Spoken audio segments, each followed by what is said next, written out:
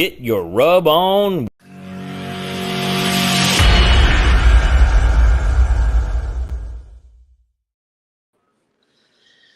Hello, Addicted to the Q world. How are you guys doing tonight? We are here with David. I'm going to mess up the last name. Bouska with Butcher BBQ. Sponsored by King Louis Meat Apostle. How are you doing tonight? I am doing wonderful. Especially after the 8 tornadoes last night. That's right. So are you ready? Let's ready. Start. Let's start with you.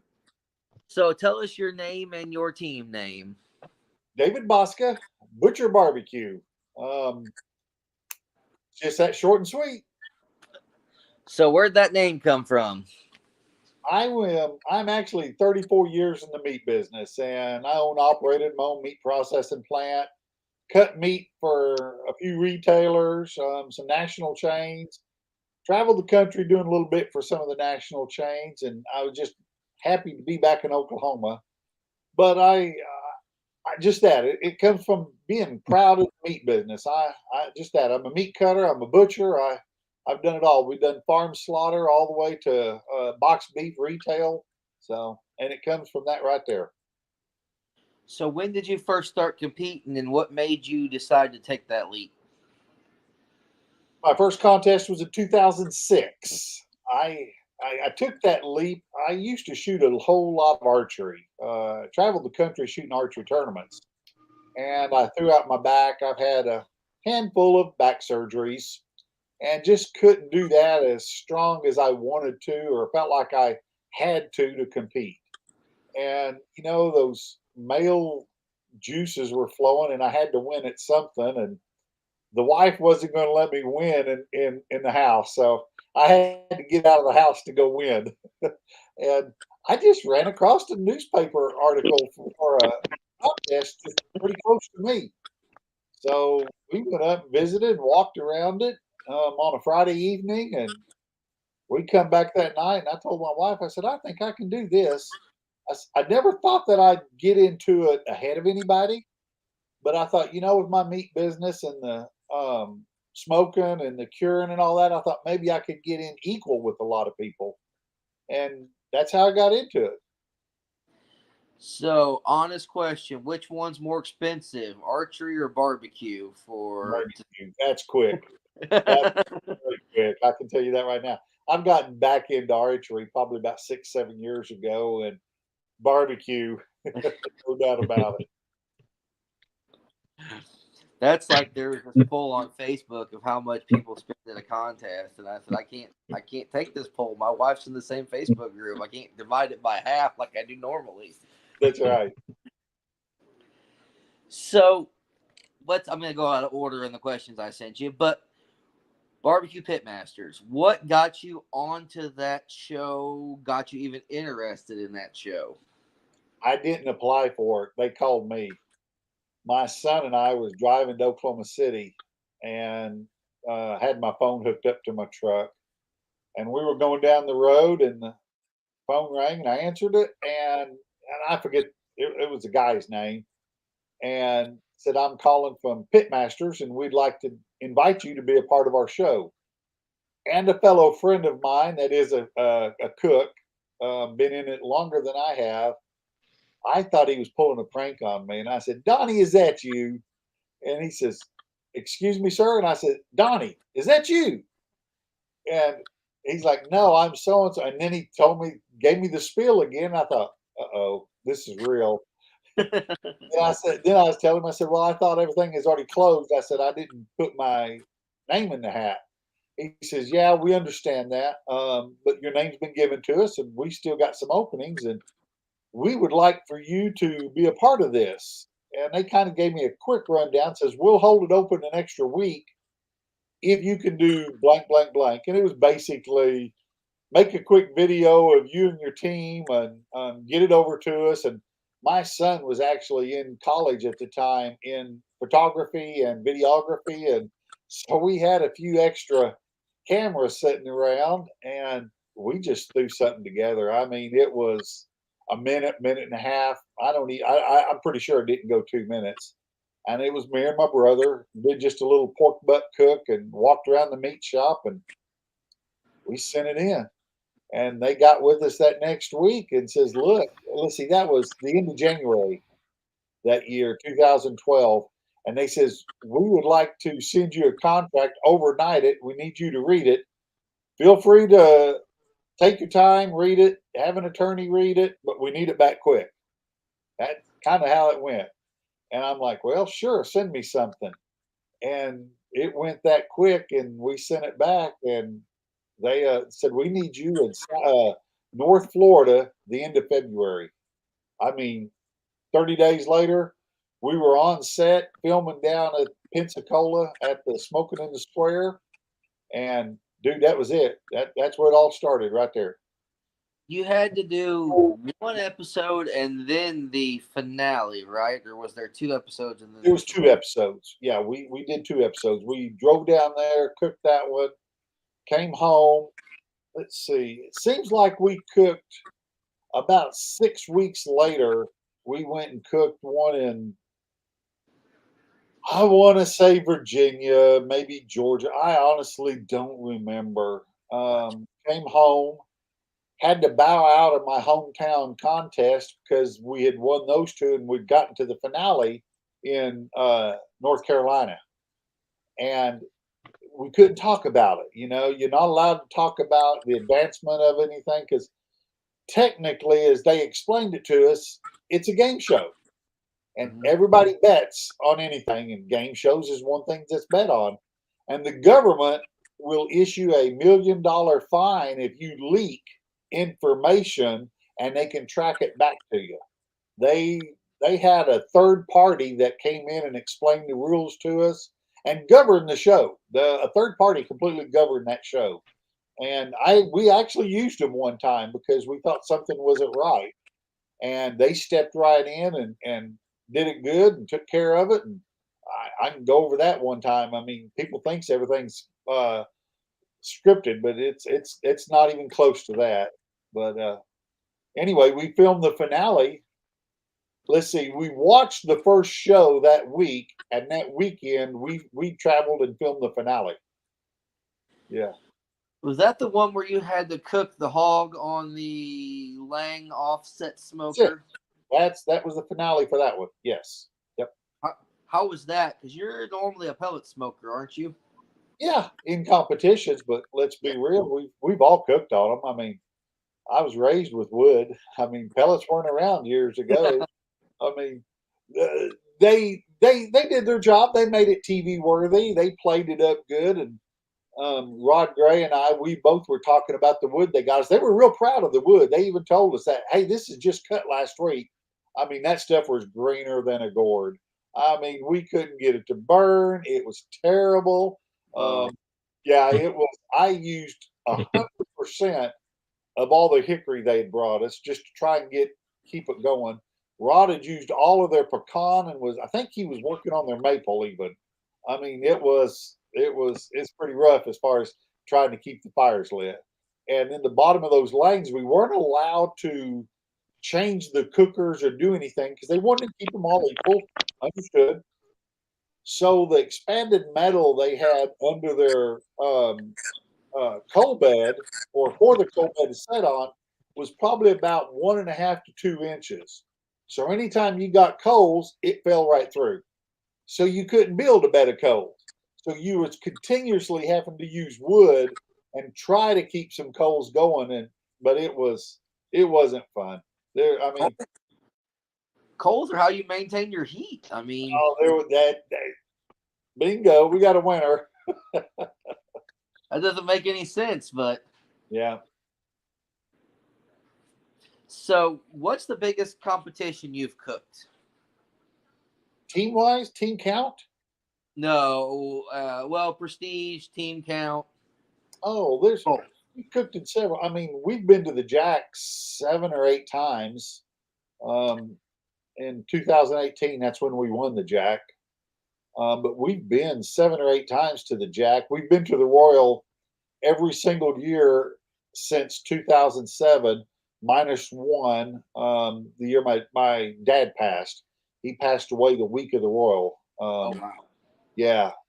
So other than that, we've been to the Royal every time, and the World Food Championships. We cooked it the first 2 years in its existence, and we won it the first year. That's So right. You've won 2 yeah, world championships. yeah, yeah. So what's the Jack like?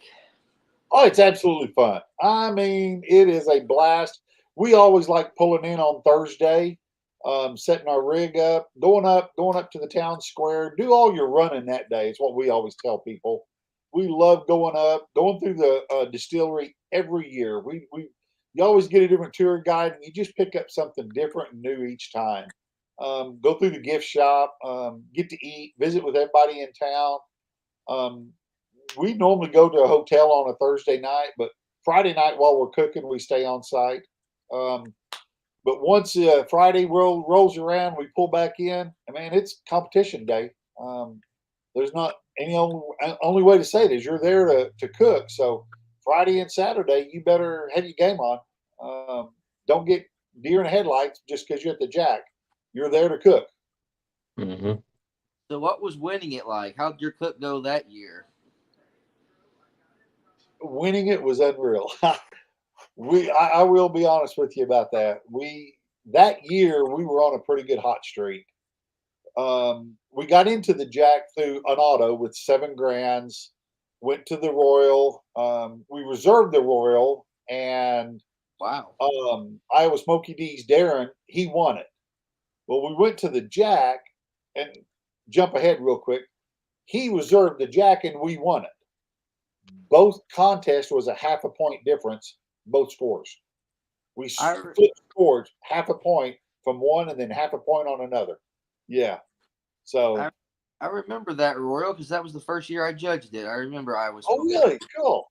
Came Cool. to the grand, got the grand. Yeah, I owe you some money then. I don't know if I was your table, but who knows? I remember going through the cook, and like I said, we'd been there several times, and we kind of had a timeline. And because the Jack's just a little different, they got just a few different rules. You do have to turn in white meat and dark meat. You do have to have 7 portions of each piece of meat in the box. And we've always done the sauce category. We really like it's simple, it's easy, and we've won the sauce category. We've gotten 3rd. We've gotten, I think, a 4th, and I think a 7th. So they like our Jack sauce there. So we just keep turning it in. But anyway, we cooked it, and that year was really a fun year for us. I had a really, really good friend, and his wife met us there. And then both of my son-in-laws got to travel with us. They rode with me and my brother, and they met us there. I'm sorry, they were with us throughout this whole thing. So it was a blast having a big group at the Jack during the cook. So let's jump into something a little different. What made you decide to go from cooking it yourself to putting out your own rubs, sauces, injections, brines, all the above? The very first contest I told you about we went to in 2006, I was injecting right then with some of my stuff. It wasn't, or the product that we have now isn't much different than what I was using in the meat shop anyway, and some vacuum tumblers. Okay. We'd vacuum tumble skirt steaks, flanks, stuff like that. So that product wasn't much different than what it is now. Just a little bit to make it more barbecue. We got more phosphate in it now, and some of the things of the flavorings. And the rubs we got, our premium rub, I used that at the very first contest I ever went to. Changed it with one ingredient since then, but other than that, I used it then, and I had a few friends. It was probably 4 or 5 contests in. It had to be the second year. They were like, "What are you injecting?" Because there was only one other company at the time, and it was hard to get it because the man was in really bad health and everything. It was Fab. He was in really bad health at the time and was having a hard, difficult time working with his suppliers and shipping.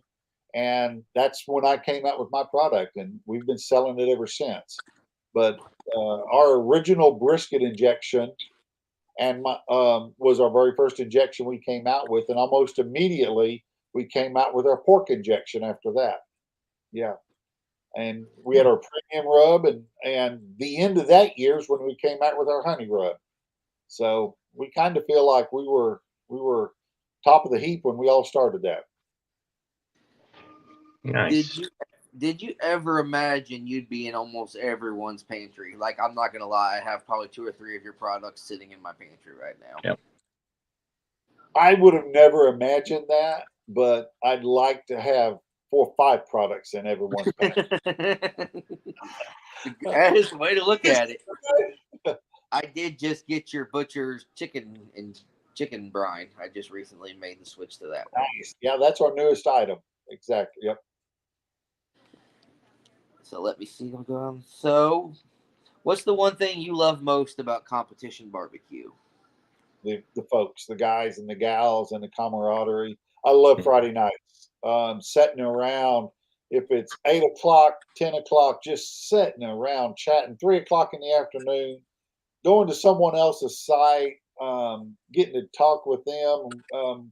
Sit at your own site and people walk by and want to shake your hand or get a picture. It's just absolutely astonishing to me what barbecue has brought to me and my family. It really is. We're just meat cutter. We're just a butcher, and the living it's made me and my family is humbling. It really is. But sitting around on Friday nights, dude, that's what it's about. I just love that. The friendships we've made. I promise you, my wife, she shows miniature horses, and she was up in Kansas running through and had an axle break in her trailer. And I knew some local guys up there, and I called them, and dude, they were out there on the spot assisting her, and called a buddy of theirs that had a manufacturer. They come out, met her at the fairground she was headed to, welded it back up, charged her $100. That was it. Nice. That's barbecue right there, folks. Yep. That's what it's about. Yeah. Yeah. Well, it's like, go ahead. It's like you have cutting boards. There's a team you sponsor that was at the American Royal Backyard that I just so happen have to say thank you to Smoking Goat and thank you to you because I had to borrow cutting boards from him. Cool. I'm the only guy to forget those at a competition. You also forgot your Instagram. I've been at some store demos doing stuff with a couple other vendors, and yeah, I don't know why it's SOP for me, but other people do forget the most simple things. Yeah. I always joke that barbecue is the one sport where you give your buddy an advantage to try and beat you, but you don't want them to have the disadvantage while you're going to beat them at their best. Yeah, there's a rep that was based here in Oklahoma for quite a few years, and he used to always tell in the cooks meetings. I'll give him full credit for this because it ain't my story, but he would always ask everybody in the cooks meeting, you know how they are, anybody new here, and they'd raise your hand, and everybody would clap, and then he would always say, now, if you go around and talk, you've got X amount of world champions in this crowd, go through and talk with them tonight. But if you take along a little bit of Jack or Jim Beam, you might get a little bit more information.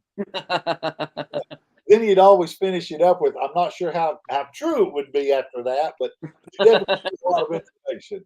Yeah. Most barbecue people, if you just are humble and ask questions, they'll generally show you a lot of stuff. You may not get the whole enchilada, but you'll get a piece of information. I think it's a sincerity that people come across. We all can judge people. You can tell when they're there. That's all they want. Hey, give me this, give me that. It's not a cake box world out there. And when they're sincere and they come up and the first thing they say is, "Dude, I am struggling. This is what I'm doing." When they open up with, "This is what I'm doing. How can you help me fix my process?" That's what I love to do. You do close the door a little bit when they come up and say, "Hey, how do I do this?" Yep. Well, that does slow it down a little bit. But when the first thing I usually will always ask people is, "What are you cooking on? How you cooking? What's your process?" And then if I see loopholes in their process, I'll help them straighten out their process, and then they can be better at it that way. Not my way, their way.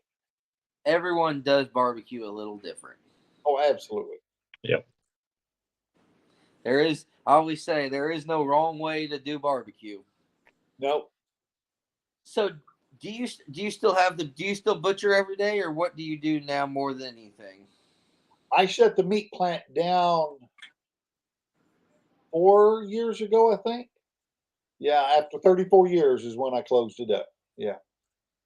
So you just primarily focus on rubs, injections? Yeah, we own our own warehouse, and I'm actually sitting in my office. We've got two big buildings, a 50 by 60 and a 40 by 60, and then a couple smaller buildings around back and everything that are 20, 30 foot long. And we just have it organized in here with the rack shelving, and we do our own. We take care of a couple hundred stores ourselves right here. We've got distributors scattered across the country, and we facilitate to them. We've got them in Canada and the UK and New Zealand and Australia and down in Panama.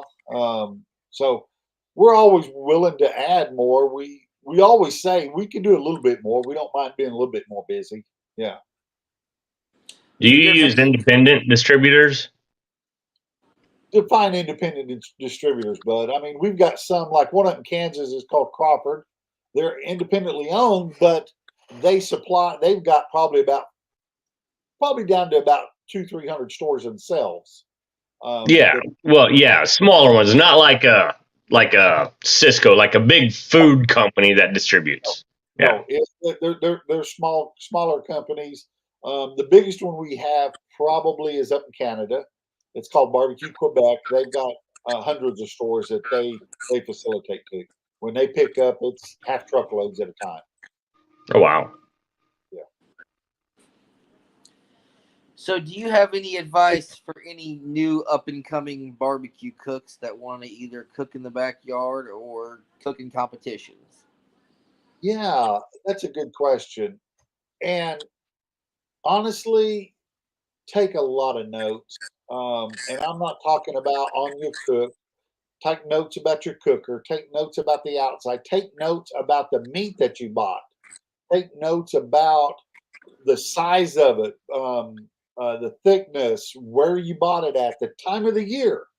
A lot of people, and that way you can learn to control what you can control. And what I mean by that is the one thing that is uncontrollable is before you buy it and after you turn it in. You can't control those two things. So control as much as you can. Um, and where I'm going at with that is a lot of people will always say, "Oh, my chicken really hits good in the spring, but man, once August, September hits, my chicken just falls off. I can't hit." Well, what they're not realizing is things that they can't control is that usually around June, July, the stockpile that they've had for feed in these chicken farms are going away, and the new crops are coming in. So the protein's a little different, and the chicken houses and beef too. They're all fed on protein. It's a protein count, and they got to get so much protein in these animals to get so much growth a day, so that they're only on the ground so much because it costs money the longer they're alive. Once they get this protein to a certain level, well, that's when they go to the plant. So if the protein changes, which will be the new crops, that will change the meat. Either it will be the fat content, the skin thickness for chicken, the amount of intermuscular fat in beef. Everything starts to change, and that has to do with the crops, the things that we can't control. So I am a firm believer in buying something, sticking with it, or buy something, find something that fits in your process, stick with it.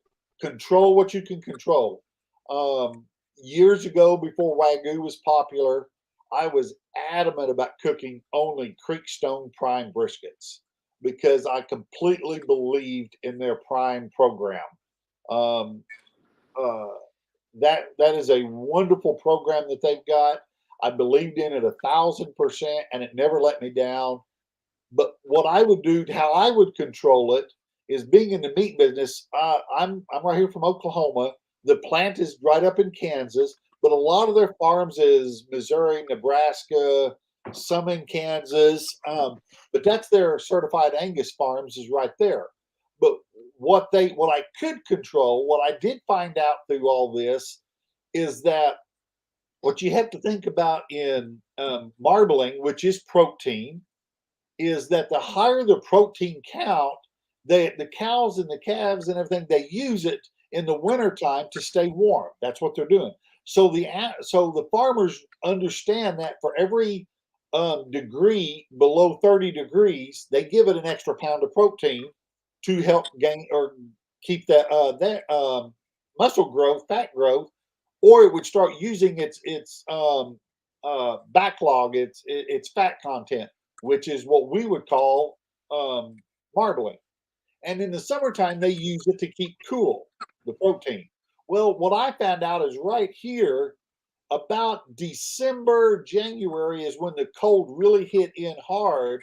And that's when not a lot, but I would start to see a decline in the amount of marbling that was in the meat. So I would buy all of my briskets, and I'm talking a whole year's worth in January. Okay. That's back when we cooked 2 prime briskets at a contest. I'd buy anywhere from 30 to 35 cases of brisket. And there's 5 in a box, and I would age every one of them in my walk-in coolers. I'd get them all 35 days old from the day to pack. Then I'd put them in my walk-in freezers, and I'd start blast freezing them. And I'd get them all frozen very, very fast. So I had a whole year's worth of briskets, all from the same time frame. It would vary just a little bit, a degree or two on getting them finished, what my tenderness I wanted from year to year. But once I had it, I had it. I was done. So that's what I mean. Control what you can control. Take notes. Refer back to them. And the one of the last things I always tell backyarders or new cooks is do a complete cook out in your driveway. I mean, 100%. Act like you're at a contest, and write down everything you needed. If you had to go back in the house for one roll of paper towels, write it down. If I needed a ladle to do something for my box, write it down. And then when you're finished with your final box and everything's finished, write down everything you didn't use. Don't take it. You don't need the kitchen sink at a contest. Take the bare minimal and go to a contest. But if you do a complete cook in your driveway, you'll have everything you need. And just write it down and take it. That's two of the best things I can tell them is take a lot of notes, and you can only control what you can control. Mm-hmm. I never thought about it from a meat perspective. That's kind of interesting. Yeah. So here's kind of a deep, kind of an interesting question. If you could change one thing about competition barbecue, what would it be? One thing I'd change about competition barbecue. First thing is I want every contest right across the street from my house. I want payouts to be at about $10,000. Yep. And I want everybody to use Butcher BBQ. Outside like of that, no. like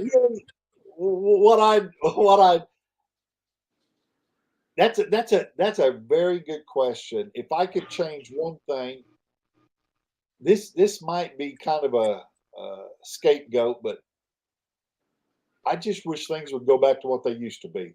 And what I mean by that is competition barbecue's gotten too big for their own britches. Yep. Mm-hmm. We have forced the organizers to go and get these $7,000 generators that cost a lot of money for us. And then that also required us to have 6 times more spaces than we really need. The entry fees went up, skyrocketing. I remember going to contests for $90 to $100. Mm-hmm. An expensive contest was $150. Mm-hmm. I could buy my 2 prime briskets 2 pork butts. I only cook, and I've only always cooked just 10 pieces of chicken and 3 slabs of ribs. 125 to $130 in meat tops. I'd love that. Have a $150 entry fee. Have $75 in gas one way. Maybe round trip if you was lucky. So $300 to $400, you could do a contest. I wished it could get back to that, and it won't. It will never go back to that. And I think it's a lot like what NASCAR evolved into. They have these huge tracks. I don't know how they can buy the real estate in these cities and stuff now to keep them, but they got to that point, and competition barbecue got to that point. It's there. It's on the downhill slide, and backyard barbecue is, in my opinion, it's really taken over. As far as number of competitors, number of contests, and the amount of fun that's being done at them. Yep. So what happened with us in the pro circuits? See where I'm at in Oklahoma, we didn't have backyard circuits till probably a couple, 3 years ago. And that only was to distinguish the two, and that they basically is like, if you're a pro, you can't compete here. But I think what happened was we got into doing this, we evolved, and the cheaper the contests were, local teams that you would see, like just say Central Kansas or Central Oklahoma or Eastern Missouri or Western Missouri, you'd see them at the 2 or 3 contests in that area, but you really wouldn't see them on the other side of the state. It was too far. But these 1 and 2 income families that are 25 to 35 years old, they could afford to do 2 or 3 a year. But back then, a contest would be a $5,000-$6,000 payout, and everybody would make $100 to $250. Grand champion would walk away with $800 plus his category wins. That was plenty. That allowed everybody to get a piece of the pie, and they could justify to their spouse that, hey, in another 5 weeks, there's going to be another contest. Another 30 minutes down the road, we can do this. If we can get our entry fee back or half of the meat back, then we can afford to go cook in a little while. Well, then when it got to where entry fee was $200, $250, and you're spending $800 on meat, $600 on meat, and then entry fees are up close to $300 in a lot of places, if not more. That's leaving out those folks. So they had to go into the backyard division and spend $90 to $150 and cook 2 meats. So we've kind of did that ourselves. And the ones that couldn't cook but wanted to compete, I think evolution took effect. And how they could justify cooking was, I think I'm going to do a little bit of catering. I'm going to start a little bit of catering business. Or they would use their comp trailer and go, I'm going to go do the county fair, and I'm going to go do a roadside this. And they would kind of justify doing a comp or trying to raise money for a comp, let's be real, to the spouse, by, I can buy this, but I can use it over here to make a little bit of money. So making a little bit of money at the competition was gone. It went to the wayside. So now they had to make money someplace else. And then the other side was some folks got to going, I think I'm going to bring my rub to the market. I'm going to do my sauce just locally. And the local grocery store wants me to do this. And I'll cook the ribs for them in their deli. I've heard all kinds of stuff. And so that's kind of how it evolved. And things they got into doing that. They realized they could make a little bit of money. Well, there was no money over on the competition side. So it completely went away. So it didn't do any good. The competitors still went away. So to answer your question, sorry about No, you're good. My whole thing was I just wished it'd go back to the way it was, because it sure was fun. And see, that's the part. It seems like if you don't have a 20-foot, at least a 20-foot toy hauler, 20-foot trailer, 20-foot this, you can't have any fun. Everybody's just in their trailers, and that's why that's what I cook. Is I cook KCBS and unsanctioned backyard, and I have a blast with it. I don't do a lot of contests. It's my stress reliever. I do them for fun. I do maybe 5 or 6 a year, and I knew if I did more than 10, it would not be fun anymore, and it would not be my stress reliever. In your mind, you would take it to the next level, wouldn't you? Yeah. You'd have to justify it somehow. Yep. And that's exactly what I'm talking about. Is that right there? And I think that's just human nature. I'm not sure why we do that, but we do. We've got to. I guess it's like going fishing. You can get a Zebco 202 and go have a blast. But then all of a sudden you want to go to the lake. Well, I need this kind of a reel or that. Then it just keeps evolving. Yeah. Yeah. Mm-hmm. Yeah, I remember back in the day when I was in more of the barbecue comps, 15-something years ago, KCBS had the big split up, and that's when Great American Barbecue came around. Yeah. And yeah, I just found some plates in my old trailer that's now a storage trailer.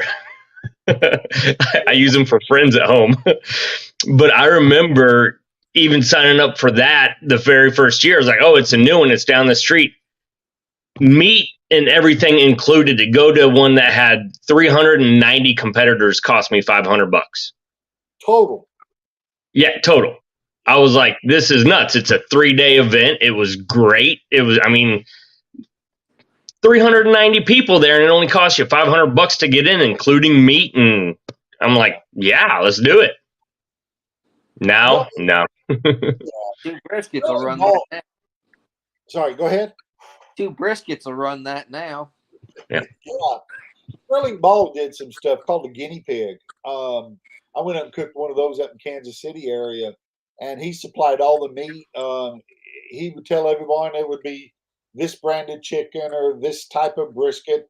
And he went as far as going to the plant and hand picking to where everything was eating the same weights.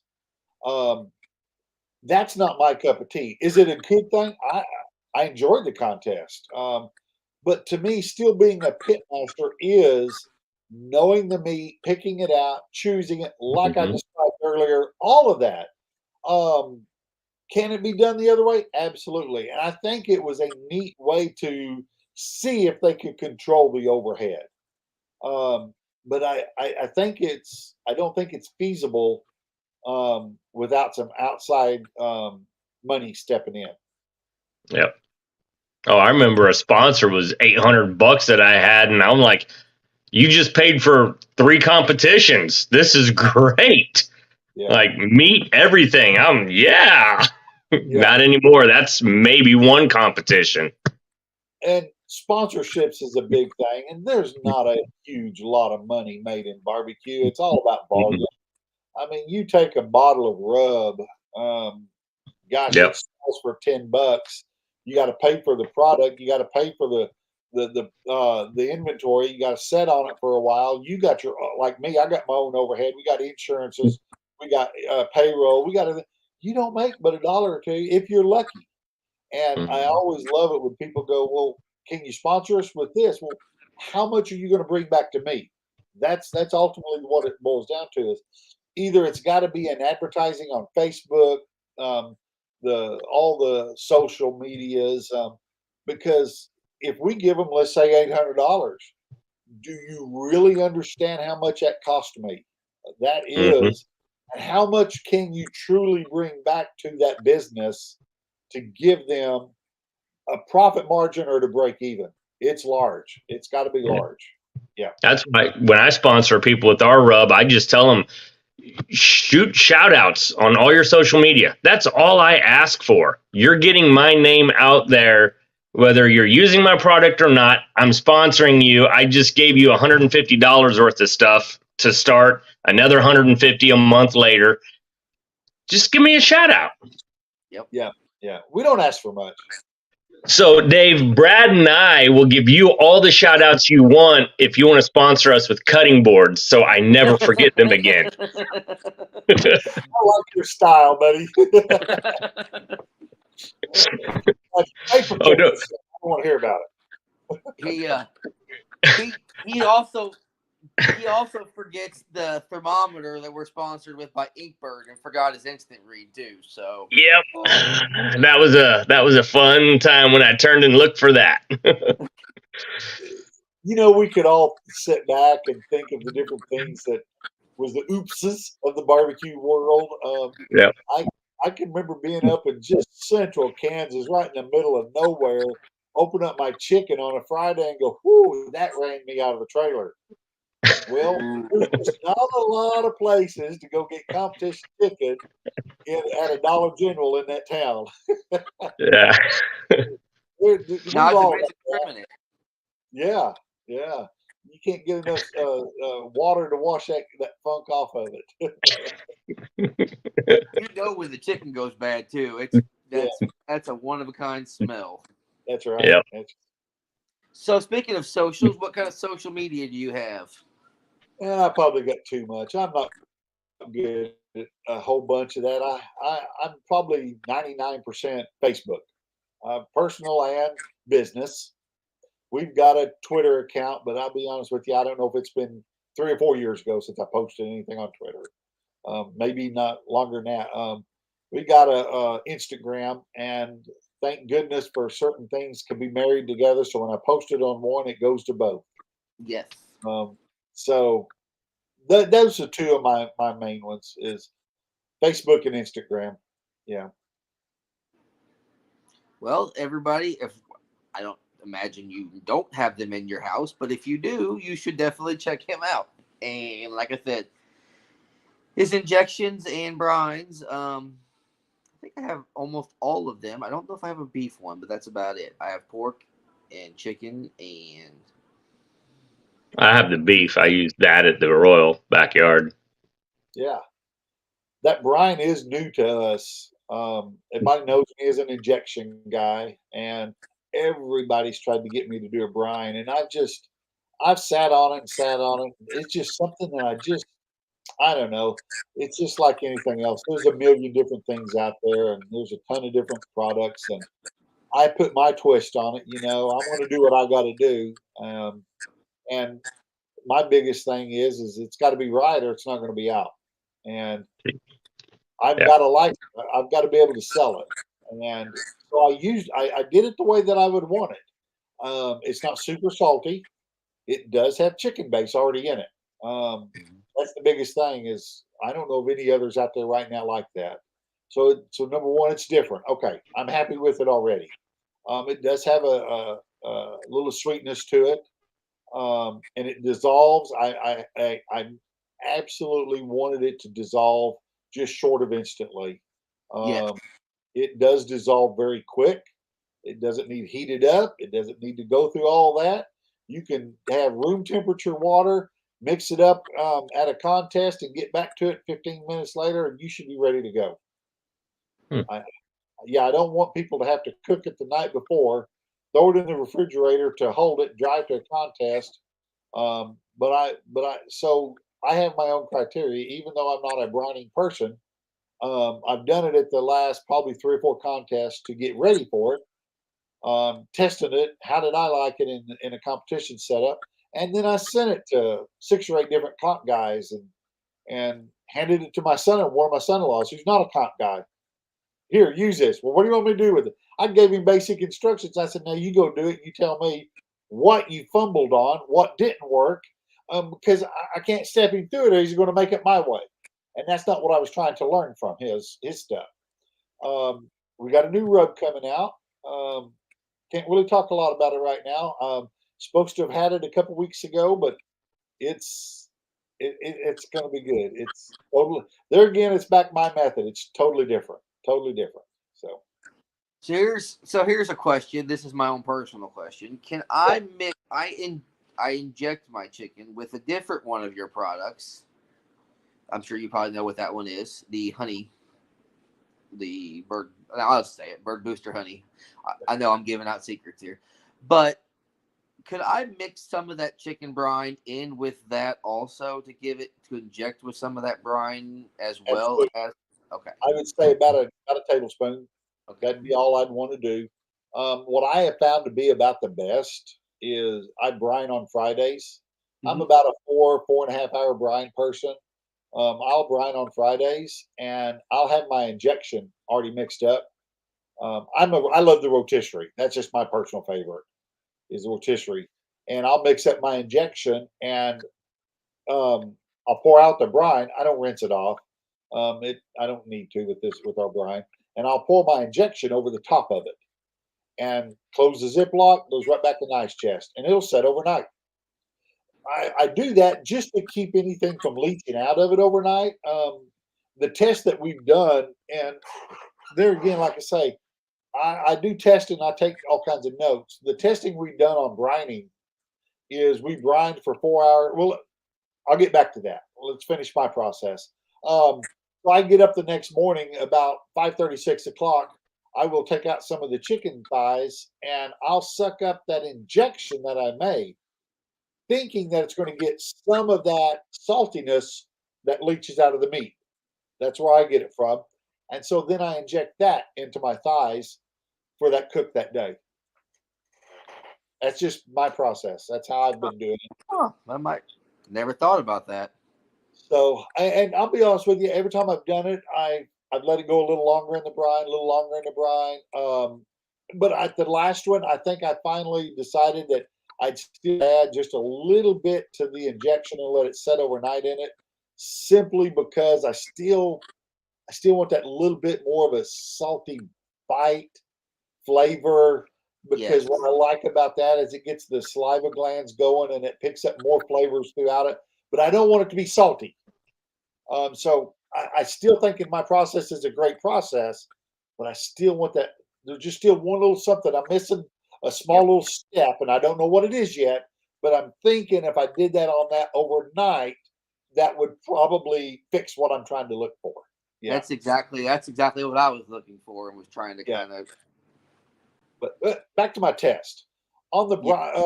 when I was doing a brining test. I did brine and injection test because I'm an injector. Um, I did, let's see, I think it was three. I did thighs first off, and I put three thighs in a batch, and I removed the skin for this test so that I would actually get nothing but muscle testing done because the skin will absorb more or more than what I wanted to test. So anyway, I brined three sets of three in a brine, and then I injected three sets of three, and each of them was marked, and I had their starting raw weight. I knew what each one weighed independently. Did the brine. I pulled it out and reweighed it at 4 hours, and then I pulled it out of the brine and I did it at 5 and then 6. Well, throughout the brining process and each weight, it gained between 6 and 7% weight, Wow. which is moisture. That's what we're adding to it. We're adding moisture, so it gains 6 or 7%, which is not bad. That's not bad. Injecting, we gain instantly 24, 26%. Well, that's injecting. You can plump them like a football if you want. So Yep. there is a difference. So there was that. But how do I replicate? How did it work? I can't cook it all in the exact same spot because every cooker has airflow difference. Temperature is going to come up on this side of the grate different than that side of the grate.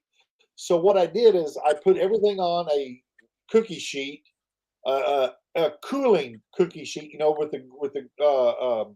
it's like a grate, and I Yep. had it raised so it could drip. And I thought what I have to test is how good did the process work in the meat? What did it hold? So I let it set overnight, just overnight in walk-in coolers. Let's just see if it did its job. Well, all three of the brining lost less than 1% of weight. That was it. So it did its job. Yep. The injection lost less than 1% of its weight. They both did their job. But what the difference is you get out of both of them is texture. What you get in texture of a brine is totally different than what you get with a texture of injecting. So I've tried to marry those two products together with my process, and that's why we've come up with that brine. I had a lot of stores kept asking me for it, and until I could put my finger on a product that I liked, and I just demanded it had to do this, and I hear stories from everyone about it doesn't do this, or oh God, it's either salty if I let it go just 30 minutes too long, it's way too salty. Um, so I had my criteria, and we met it. So that's why I came out with the brine. Well, it's like I said, it's pretty dang good. So thank you. The wife appreciates it. I'm telling you. So, Brian, do you have anything left for him before I let him enjoy the rest of his night? Yes. Your favorite barbecue restaurant in the United States? It's about 2 miles from where I'm standing right now. It's called the Butcher BBQ stand. I didn't know you guys had a barbecue stand. Yeah, my son owns a restaurant down there. It is. He's open on Fridays, Saturdays, and Sundays. We open at 11. The line starts at about 10 in the morning, and usually by 3 o'clock, he's pretty well sold out. We will run. He'll cook 30, 35 briskets a day. Oh, wow. Anywhere from 80 to 110 slabs of ribs. The pork, the sausage, the chicken. I mean, it's a barbecue restaurant. We're pretty well known for our apple pie baked beans, our macaroni and mac and cheese. So it's very popular. Yes, extremely popular. It's been on. Well, this is crazy.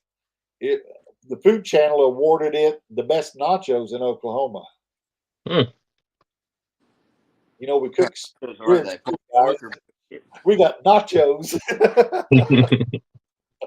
But outside of my own, I've ate a lot down there in Central Texas, and when we was doing a lot of the shows, I'd go down there and eat a lot of them. I like that style. There's no doubt about it. There's a lot in Kansas City I really like. Q39 is one of my favorites. If you heard about Rob McGee's past place there before he passed, and the gentleman that's running it now, the general manager they've got hired, is doing a wonderful job keeping up with the traditions Rob put in place. That was a really good one. I ate a couple times over at Todd John's place at Plowboys. I like that. Yep. I have not had a chance to go and eat at any of the newer ones up there that have hit the circuit good and hard and taste theirs, because usually when we're traveling to a contest, so I haven't stopped and ate a lot of barbecue at some of them. So. Gotcha. Nice. So what's the future hold besides the new rub coming out? Are you going to do more, still do competitions, or are you pretty much just the rubs and...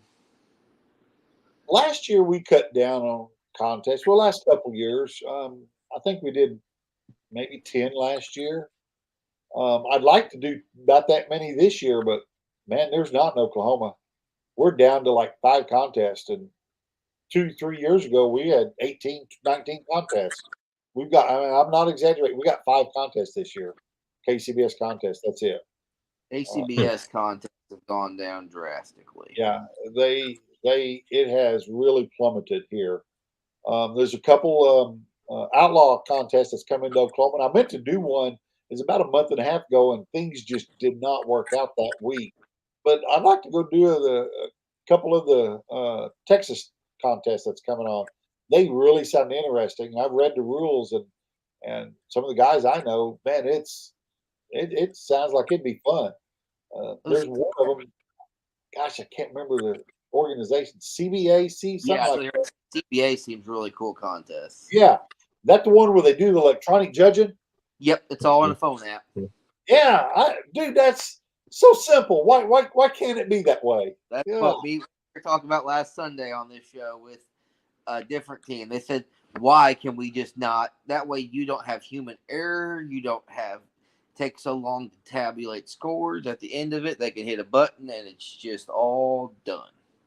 Yeah, it's okay. That's for another podcast.